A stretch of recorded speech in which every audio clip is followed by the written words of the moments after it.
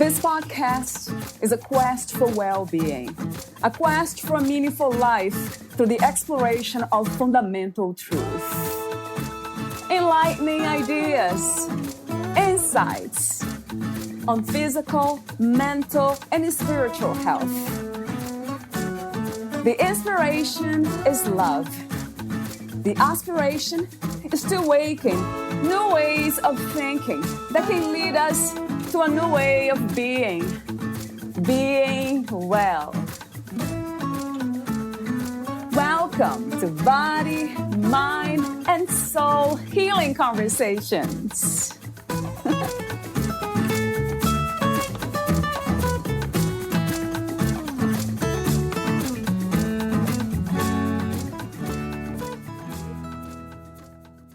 Trauma of any kind can create bizarre worlds that become even stranger when the mind that creates them is ill. It can be hard to find a way through, back to the place where people can reach in and find you. Kathryn's book, The Things We Left Sleeping, is her attempt to explain that journey. Valeria interviews Catherine Lund. She is the author of The Things We Left Sleeping. Catherine Lund lives in York, in the north of England. Her work is often an exploration of a world experienced through a neurodivergent brain.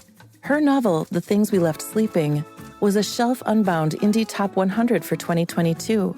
She has a book of short stories, The Things We Keep in the Cupboard, which she wrote for her MA in creative writing. She was awarded the Blackwell Prize in creative writing for her postgraduate work. Kathryn uses her writing to platform speaking about mental health, chronic illness, and living with invisible disability. She is renovating a house which, when it stops looking like a building site, her girlfriend has promised to move into. Meet Kathryn at kathrynlund.co.uk. Here's the interview with Kathryn Lund.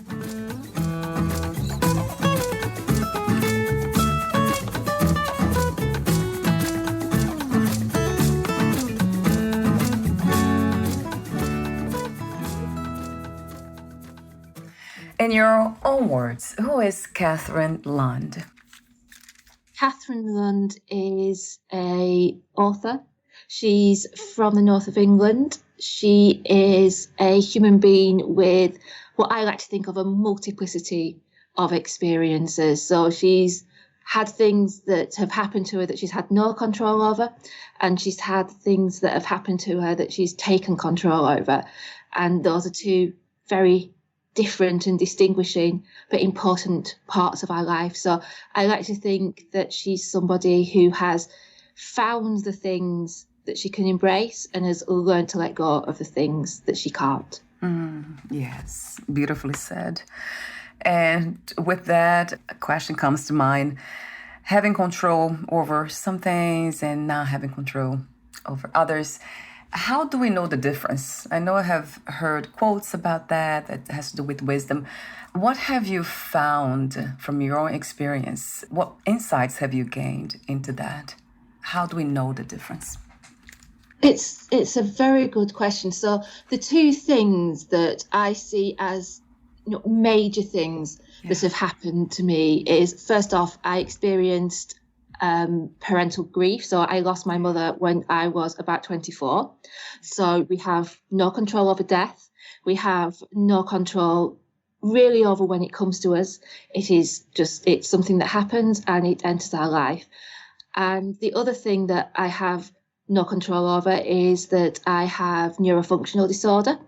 And that is a neurological condition which you can be prone to, but it strikes at different points of your life. So you can get it, in early childhood, or you can get it when I got it, which was around about 18, 19 was when things started to onset, and then in my early 20s. So that's two things I have no control over.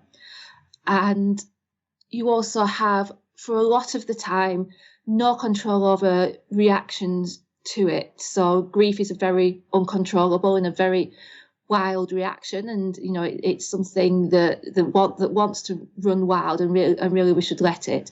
And I have very little, and for many years, for at least a decade, had very little control over how I felt about being ill, because to me that illness was intrusive. It was and remains destructive and painful and inhibiting. What I can control, what I found that I can control, is how I feel about my own reactions. So I can't control my reactions. I can control how I feel about my reactions. So it's okay for me to feel anger. It's okay for me to feel pain. It's okay for me to not feel at one with my body at times, because I don't, because pain is something that it's very hard to feel as a part of yourself, especially when you're experiencing it. So I found that what I can control are very definitely my reactions to my reactions. It's how I choose to live with my reactions, and that learning to do that can very definitely take you out of a very negative place and really allow you to be all right with where you are. So I have very definitely learned to be all right with feeling sorrow and with feeling grief for the person that I was before I was ill. She's gone. And that allows me to be the person that I am now, which is the person on, the other side of the journey of grief, both myself and for my mum, and the person, that I am who is a different person in many, many ways. But whilst at first that was a difficult thing to reconcile myself to, because I felt a lot of anger at the fact I'd changed, I felt a lot of disappointment, I now feel that that's the person that I've ended up being, and she's an okay person, and I'm happy with her. So to me, that's the difference. We have things in our life that we can't control, and they enter our lives, and a lot of the time we can't control our reactions to them. They're very natural reactions, and they're reactions we have to work through, even if it takes us decades. Like it took me, I'm about 14 years into this illness, and I'd say I'm just about okay with it. But what we can control is how we treat ourselves and how we treat our thoughts and how we respond to our thoughts. And those are the things that are controllable to us. Wow, beautifully said. That's wonderful. It resonates true to me, right? Controlling how we feel about our responses to life. Yeah, because I think we can be very self-punishing. We can feel that, we felt something, and because it's a negative emotion, that necessarily makes us a negative person, that's a negative experience. But negative emotions, we feel them for a reason, and we need to be all right with feeling those emotions, just as we feel positive reactions and positive responses. They're all part of going through the journey of experience, and we need to be all right with that. We need to be all right with the sort of the voices in our head sometimes, and the doubts. We need to be all right with those things. They're all right to feel, and they are legitimate things to feel. Right. Yes, a billion times to that truth. Thank you for saying that. So do you feel that where you are today is you are in a place where there's no suffering anymore? Would you say that? I will never say that there's not suffering, because suffering exists because we love. Suffering exists because we feel. So I still feel sadness, deep, almost physical sadness at the death of my mum, because she was a huge influence in my life. She was a fantastic and energetic person who, really still influences me for today. So, I have a partner at the moment. Well, hopefully I have a partner forever, because I love them and they're going to be moving in. So do I feel sadness that my mum's not going to be there and to meet them? Yes, I do. And, there's days when my pain levels are so high, I can't get out of bed. I can't think. I'm so uncomfortable. I just want it to stop. So the suffering's there. But what I find is that I don't feel like there's only the suffering, and it's no longer an overwhelming sense of suffering. It's today I'm having a difficult day. Today I'm having a really difficult day, but my life is more than that suffering. Because, my condition means that for several years, I was extremely ill. extremely ill. I had to move back in with my dad. I couldn't support myself. I could barely make it across the room. I just, the pain was constant. And that's when the suffering feels like the default state of what you are. It's just like, I'm here and I'm suffering. And what is the what offsets that for me? And there was no offset. Whereas now I very definitely feel that my life is full of these things that not only are they positive, but I once again care that they're positive. I have the emotional capacity to care about the fact that they're positive. And, I feel well enough that I can actually feel those positive things in my life. And that's more than enough to offset the bad days.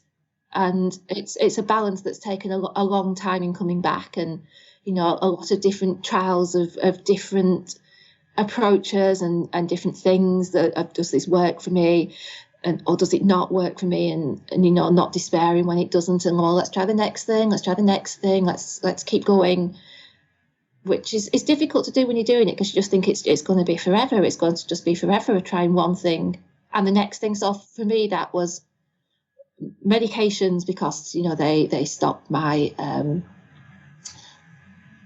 well, you see, I'm doing it at the moment. They stop my absence seizures a little bit. It's a lot of therapy. It's a lot of counselling. It's a lot of just, taking time, being kind to myself with what jobs I take.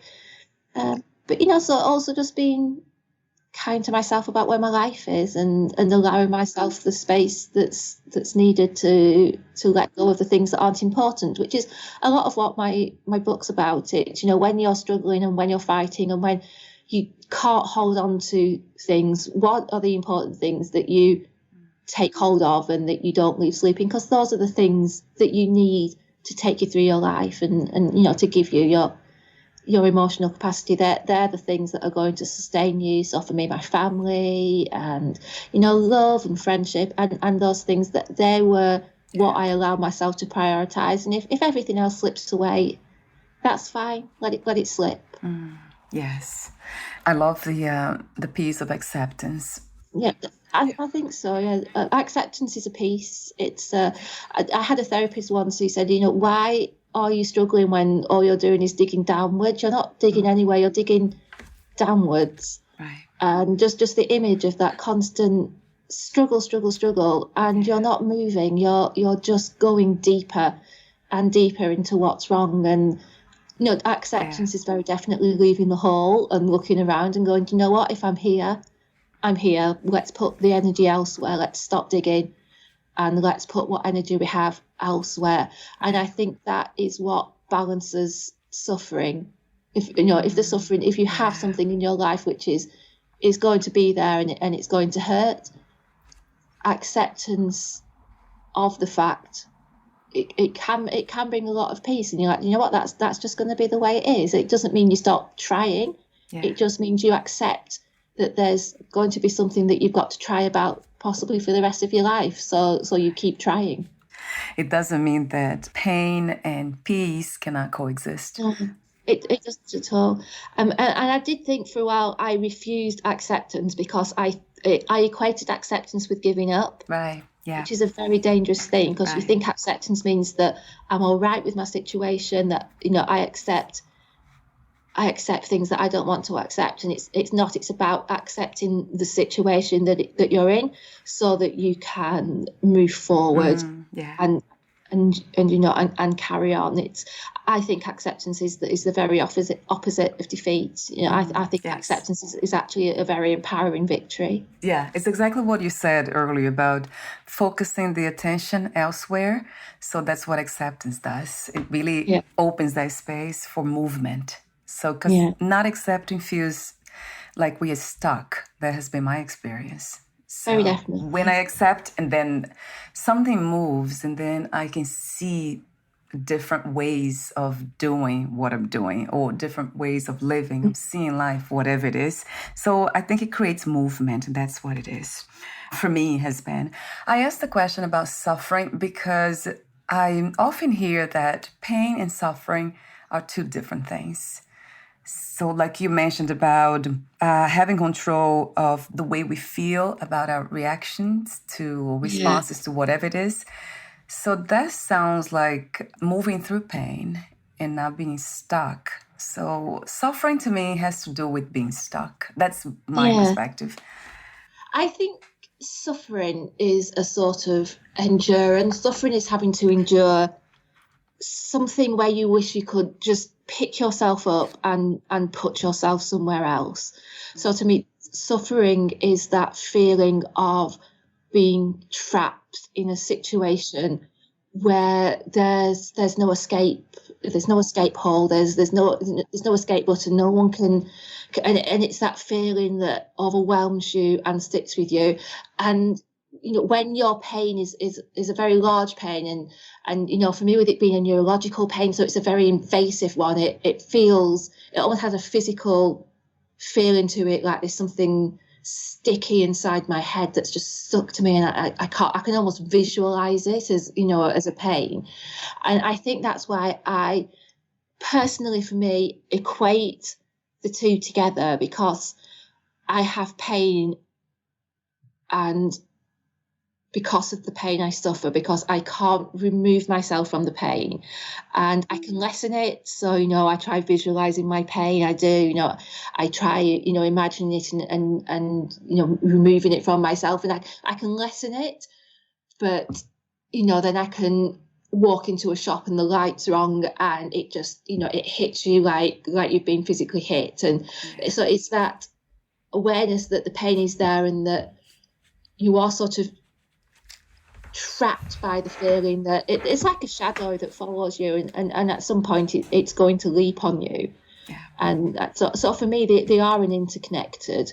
Pain and suffering. When you speak of pain, the sense of not being able to move away from it, are you speaking of physical pain or emotional pain?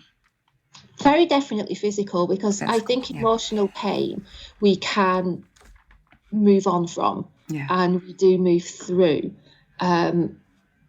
It's a very, it can feel like a very physical thing in our emotional pain, but it is something where we can move through it, and we can also, because it feels like a physical pain, we can do physical things to help alleviate it. We can walk, we can go out into nature, we can stand and scream, and all those things help vent that pain and help us work through that pain.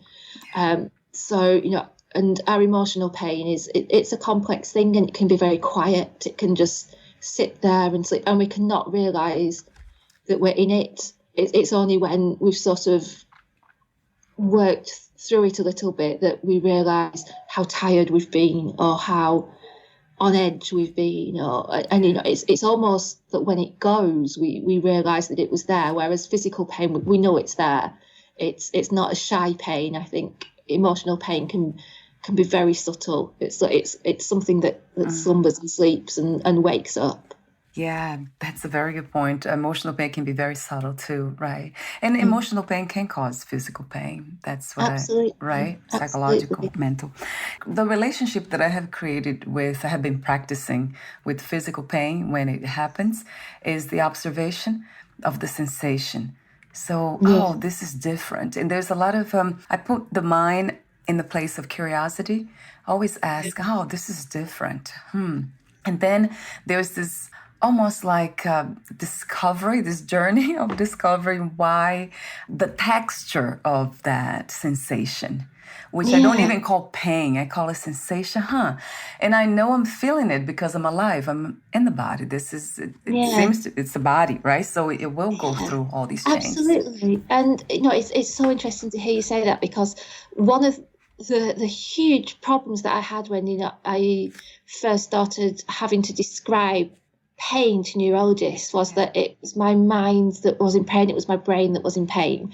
So the vehicle that I had to express pain was the one that was experiencing it, and it was so hard to describe it. And I would try all sorts of things, like it feels like the sensation of snowing, it feels like when you get aluminium foil and scrunch it up, and it feels like that, but inside, and it feels like something that sticks, and it feels like none of those things. They're just and I found it such a frustrating process to try and actually articulate what, as you said, not just what the pain was, but what the sensation that I was feeling was. And it was by writing about it that I did my best to exercise it, because to me, it wasn't just the experience of pain. The pain was also, associated with memory loss and with word loss, with difficulty formulating. So that journeys, I was getting physically lost because my mind was hurting, and I'd suddenly look around and have no idea where I was, or wouldn't remember a route.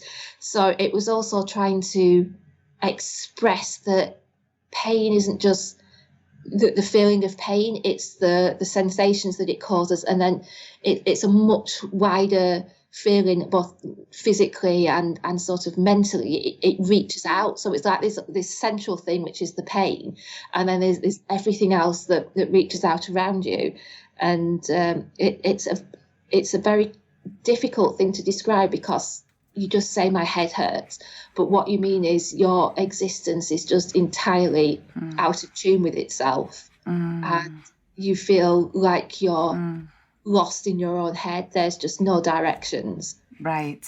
Yes. I understand that. I mean, I think I can. I'll be asking you questions about your books and the inspiration for that.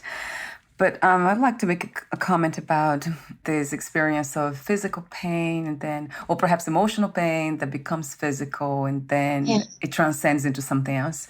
I have had an experience where I was in a relationship that was so turbulent and I didn't know what to do.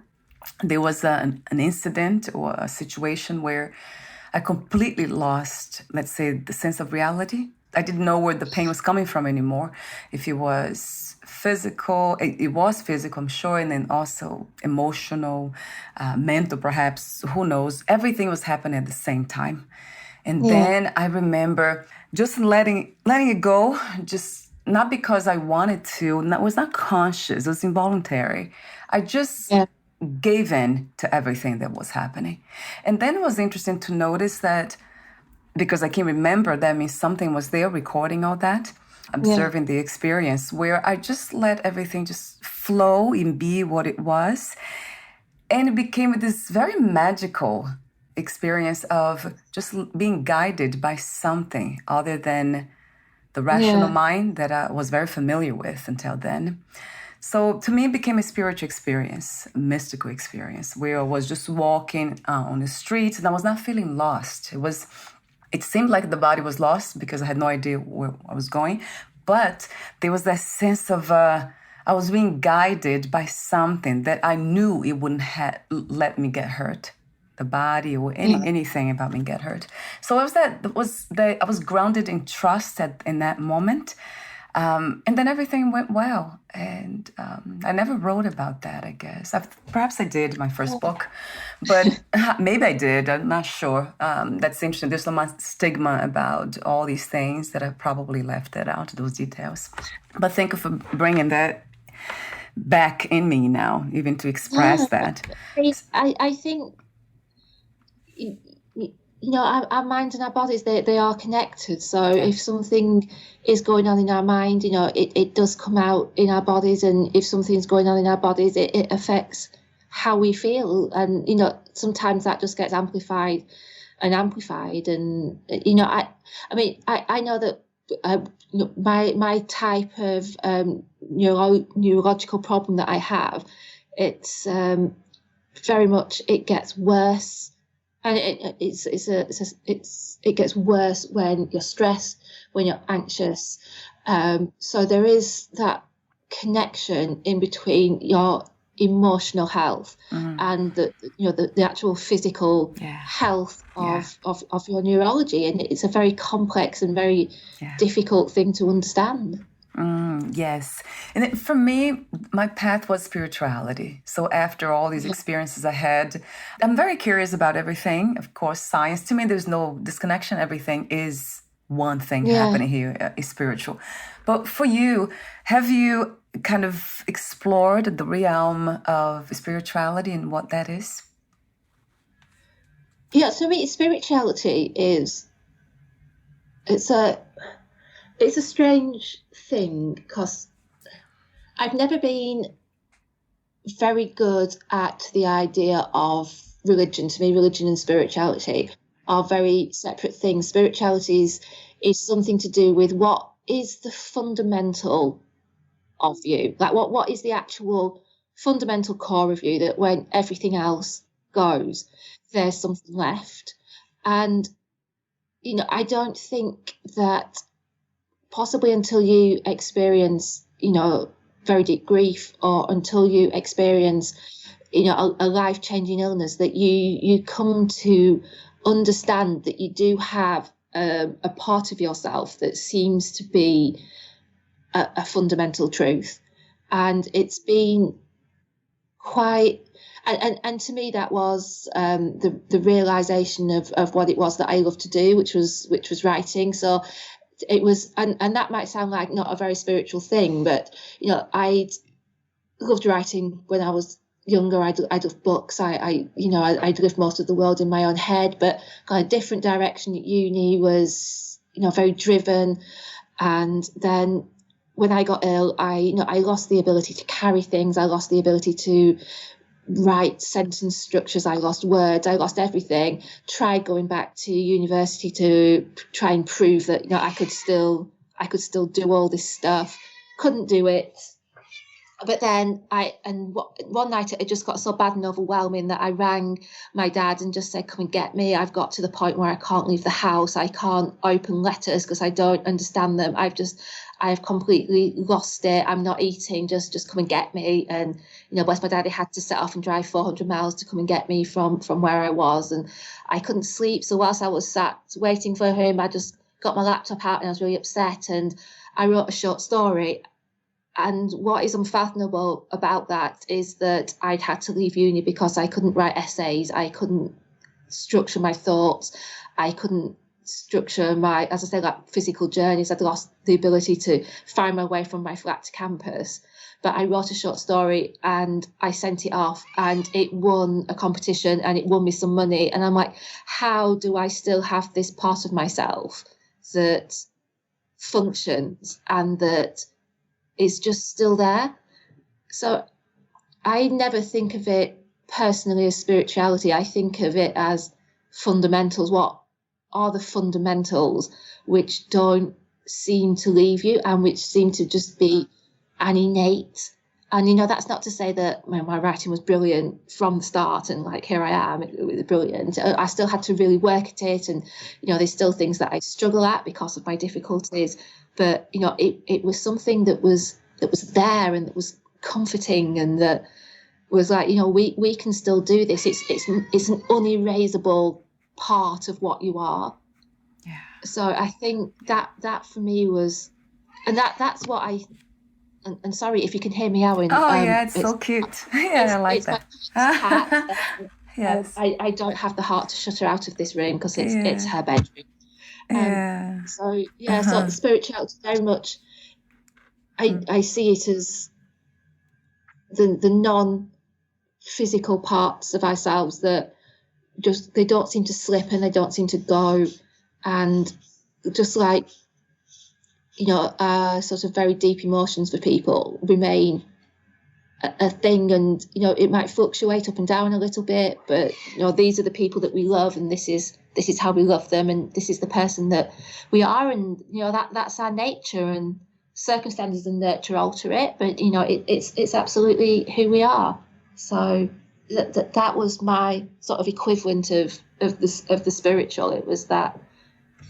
That's how I understand spirituality. Yes, it's being in touch with that, which you call fundamental. I love that word too, the essence.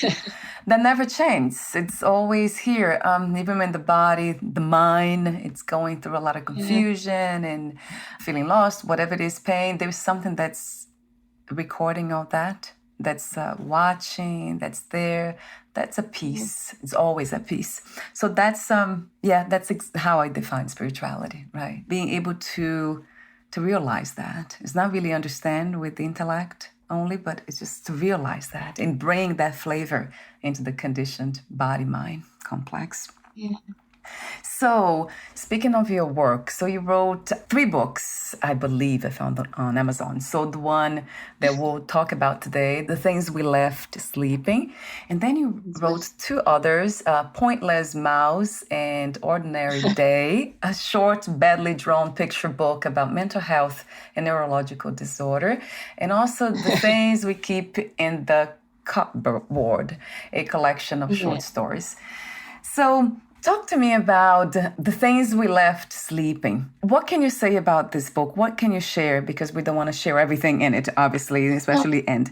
No, it's a book about exactly what we've just been talking about there. So the things we left sleeping are, what are the parts of yourself that are fundamental and that you will fight to take with you when times are hard. So it's a book I wrote to try and explain to people and to sort of not just to show them, but to give them an idea of what it's like to experience, neurological disorder and neurological dysfunction. So it's about a young girl who is ill. She's suffering from seizures. She's very lost inside herself. So she's inhabiting a world entirely inside of her own head, where she feels very trapped, and it's snowing. It's all these sort of manifestations of her pain and her disorientation, and she's stuck there, and she's wordless and she's voiceless. She's not in charge of her own narration she's not guiding her own story. So as she goes through, she begins to sort of explore her environment and to journal, and then to sort of try to start to take back over the narration of her life and the direction of her life, and make her way out of this landscape that she's really created for herself inside her head. And in the rest of the book, in sort of the world outside her head, it's about her partner and her dad, who are sort of, what is it like for the family that are living with someone who's suffering? How is an illness affecting and impacting them? And really what I wanted to do with the book was explain and show what it's like to sort of lose complete control of your mind and to have to build it back up and to fight for the autonomy of your narration. And as you do that, what are the things that you want to take with you? What are the things that you'll want to actually keep as a part of yourself? What are your fundamentals? And what are the things that you're just going to let them go? They're not important. They're not something that you need to struggle with and battle with. So it's a fictional story, and it's a very fairy tale like story, I think. It's all about somebody making this journey out of a very strange and foreboding and, rather dark place towards somewhere where they can feel safe and hopeful and come back into a real world. But it's a fiction very definitely based on the reality of my life. So my medical notes are in there, so you can understand what's going on from a medical point of view and from a mental health point of view. It's a sort of strange hybrid. The main character, Evie, she isn't me, but she's there to give voice to my experience. I mentioned off record, thanking you for being open to life in the sense of being human, human enough, knowing that that's what we are here, to explore what's happening, what happened in a very light way, in a creative way. That's very artistic to me. And, Kathryn, what I really came to understand, to realize perhaps, is that this reality is exactly that. It can seem very confusing, the reality that we call life. That's, to me, is a dream. It's just, it's an interesting dream. Very interesting dream. Very strange dream, too. a strange and bizarre one. And certainly having been through stages in my life where I've been having very, very vivid, very physical dreams. Sometimes it was very hard to distinguish between what was the actual reality of the world and what was the reality of the inside of my head. And very often there's still things now where I have a memory and I don't know if that memory is a dream or if it's something that everybody else experienced as well. And it's, for a while, the world got very blurred, and there's nothing like writing to be able to share that confusion, because when we read, I think we're more willing to accept a strange reality as a way of expressing things. And, that was why a novel was, a wonderful vehicle. And also because in a physical book, I don't have to write in a linear way. So the book itself is a reading experience. So, as I said, there's the medical notes in there, there's concrete poetry in there, there's things happening side by side, because reality isn't always a linear experience, and our journeys aren't linear experiences. We're very accustomed to reading in paragraphs, but we live in pictures. We don't live in paragraphs, we live in pictures. Yes. So, I hope that the actual presentation of the book itself is more realistic to the chaos of life. And when you talk about safety, that's the picture that I see, is that this reality called life, it's a dream. It's always changing. That's exactly, it just has this quality of feeling stable, because we wake up and then it's still here, whatever we left here, it's still here, the mind, they have the memories and all.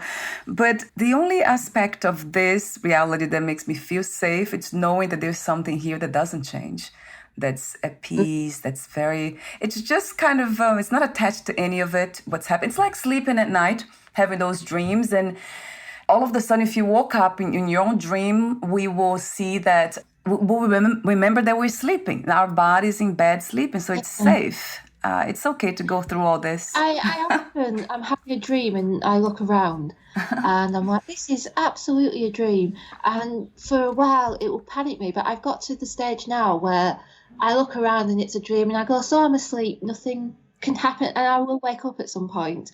And, oftentimes in the things we left sleeping, in the book, what I wanted it to be was this idea that you don't always know that you're dreaming, but then when you do, you sort of you gain autonomy over your dream. But also that's a bit like what life is like. You're sort of going along, and then you realise that you do have autonomy over a lot of your journey.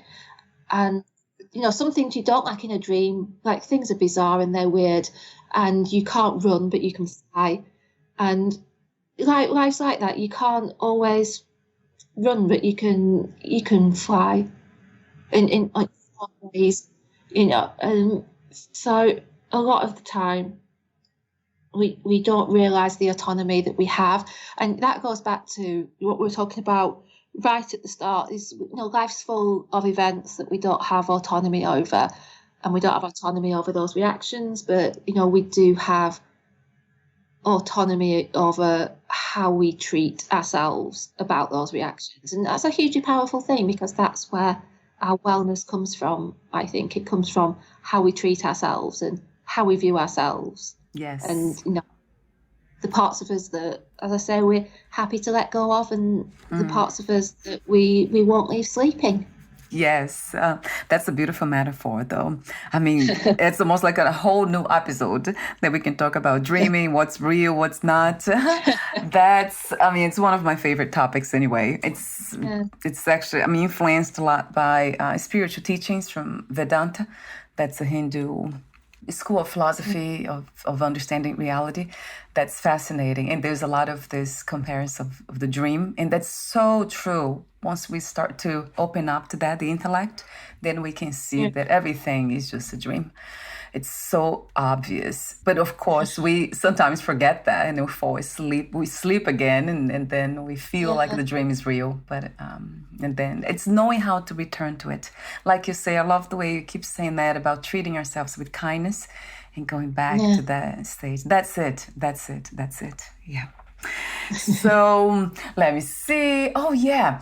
I had the question about invisible disability. I read that in your bio.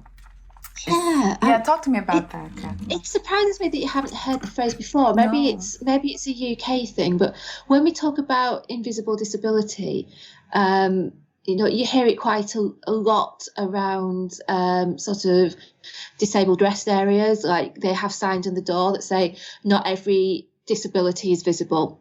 So it's about those disabilities which are internal ones. So there isn't always a physical reminder of disability.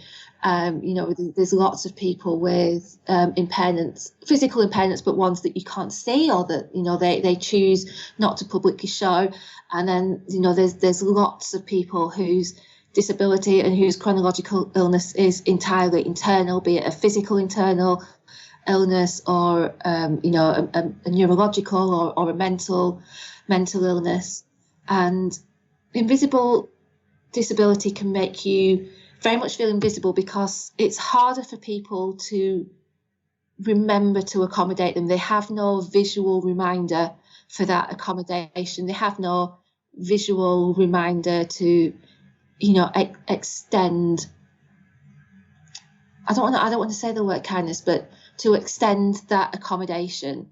So it can very much feel like it's like I'm about to start a new job, and whilst I've told occupational health everything that I'm going to need in ways of physical support, it's knowing that the first time that I do something that then reminds or tells people that I have something that's wrong with me, that it's then going to start a conversation. You're like putting on my blackout glasses or saying, I just need to go for a time out somewhere where there's no electronic noise, because electronic noise, it just absolutely, I can feel it on my skin. It's a really hard thing to describe, but I can feel.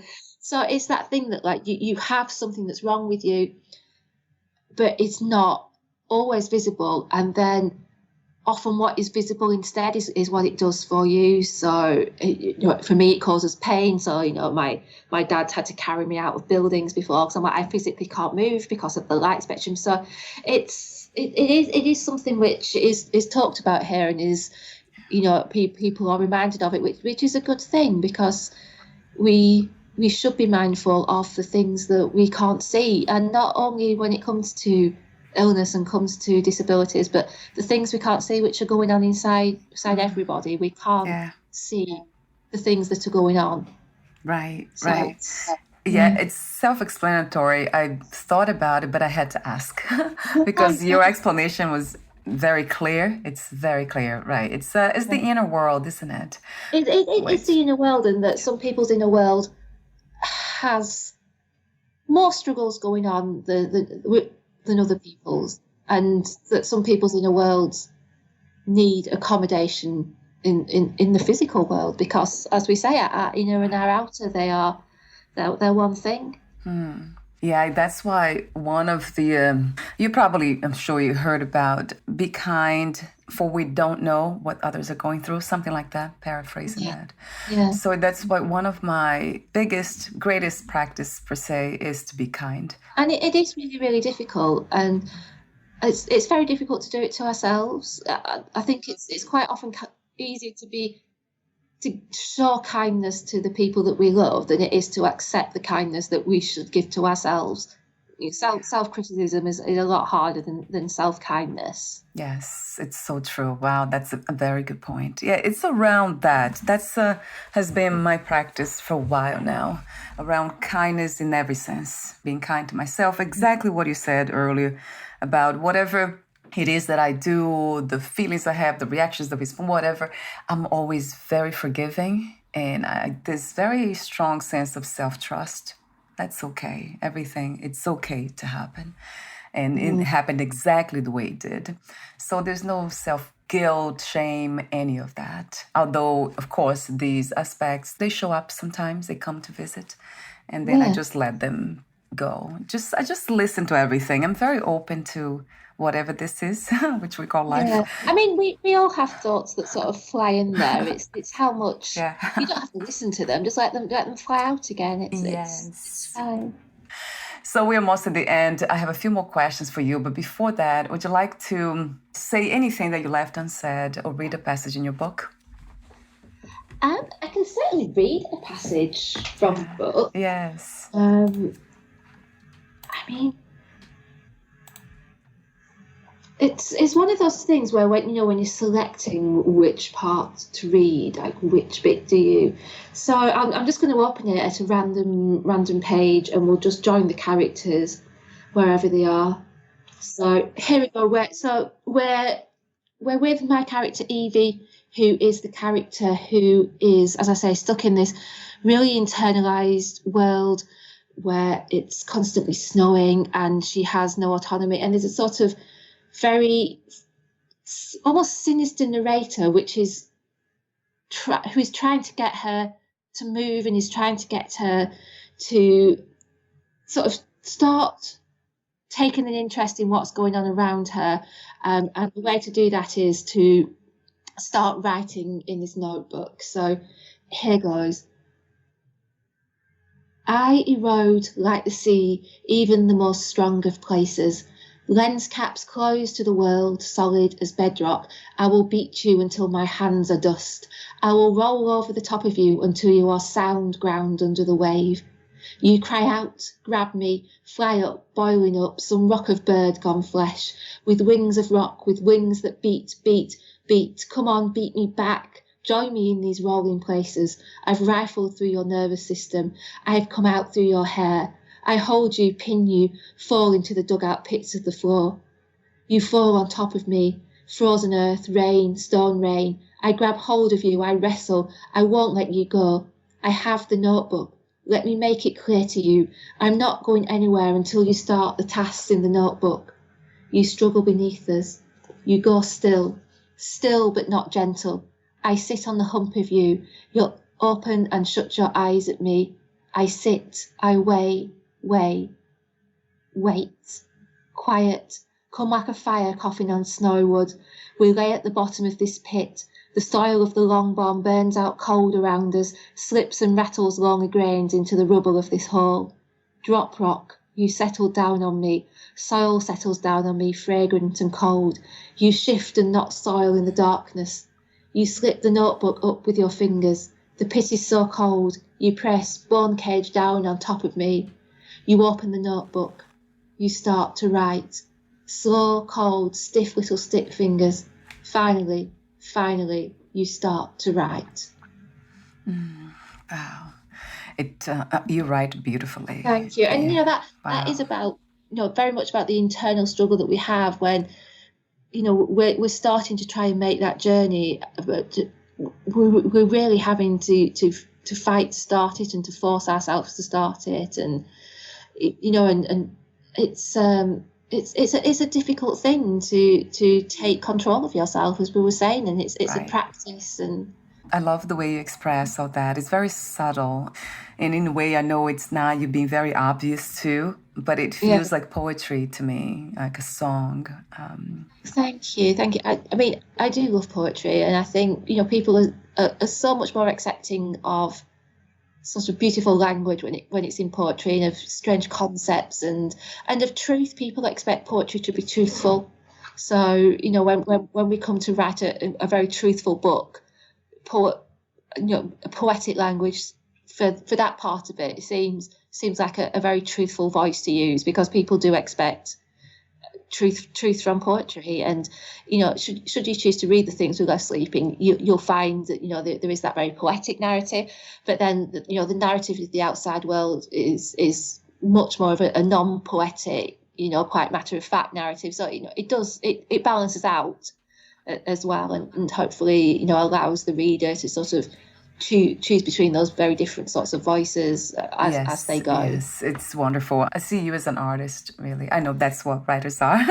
They are definitely artists. And it's a very soulful thing to me. Thank you so much, Kathryn, for being you. Thank you. And before we say goodbye for today, I do have one more question, and then I have a technical one. If life has one purpose only, what would that be? I think life's one purpose is to simply be alive, and I think that's shown to us by how hard everything fights to live when it comes down to it. I don't think journeys necessarily have to have a set destination. I don't think we're alive to prove something or to do something or to get somewhere. I think we're simply alive to live, and there's no reason for it, and there's no purpose behind it other than the purpose that there is in itself, which is to be, and to be as fully and as wholly as we can be, because why would we be lesser than that? We're alive. That's a remarkable thing. I don't think there can be anything more remarkable than the fact that we're alive. So that's its purpose. Yes. It's right there in what it is. Yeah, that's a profound answer, right? When everything's said and done, even in the world of spirituality, all these, all the meditation, all the going to caves, even retreats, whatever, reading all these books and everything, going within, that's what we find, right? Being fully human. That's what really this is about. And of course, it's I have to say, it makes it much easier, let's say, to be a human when we know the essence of us is non-human. So that gives me the sense of freedom when I know that, when I realize that. It doesn't stay for too long, the body, it's heavy and all this, but that's how it feels. But thank you so much again, Kathryn. Thank you for letting me come and share and to talk. It's a really powerful thing and especially for me to finally be at the stage where, I do have that voice again, and I can talk and feel like I have that autonomy. Yes, right. A beautiful one. I hear your heart, though. That's what it is, too. So it's so beautiful. Thank you again. And before we say goodbye for today, where's the best place to find more about you and your books? So I have a website. It's www.kathrynlundtheauthor.co.uk, and I'm also on Instagram as klundauthor, and on Twitter.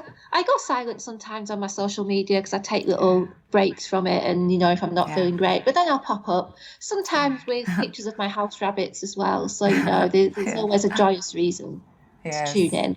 Wonderful. I'll have those links on your podcast profile too when it's published. Thank you again for your presence and your message and everything else in between. And we'll talk soon. Bye for now, Kathryn. Thank you so much, everyone. Bye. Thank you.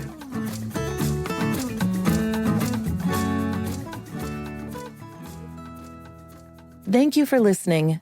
To learn more about Catherine Lund and her work, please visit kathrynlundtheauthor.co.uk.